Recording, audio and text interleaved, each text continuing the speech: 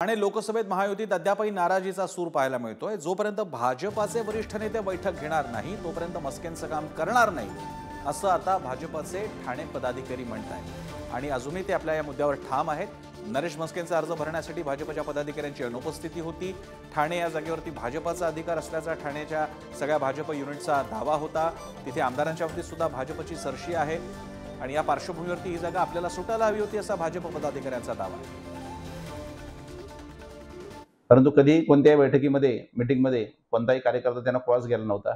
परंतु हे वातावरण असं झाल्यानंतर त्या ठिकाणी छोटा छोटा कार्यकर्ता सुद्धा त्या ठिकाणी बोलावं लागला आणि म्हणून आमच्यासारख्या प्रमुख पदाधिकाऱ्यांना त्या ठिकाणी एक भूमिका घ्यावी लागली की आता भारतीय जनता पार्टीच्या नोव्हेंबरच्या कार्यकर्त्यांवरती जो या तिकीट वाटपाच्या माध्यमातून जो अन्याय झालेला आहे त्याला कुठेतरी वाचा फोडण्यासाठी मग त्या ठिकाणी काय भूमिका घ्यायची। तर भूमिका अशा पद्धतीने घ्यायची ठरली की एकतर जी नाराजगी आहे ही खऱ्या अर्थानं एकनाथ शिंदे यांच्यावरती जी नाराजगी आहे ठाण्याला नाईक साहेब आणि संजीव नाईक असतील, संदीपजी नाईक असतील यांची भूमिका काल सुद्धा पक्षाच्या आदेशाच्या अनुषंगाने चालण्याची होती।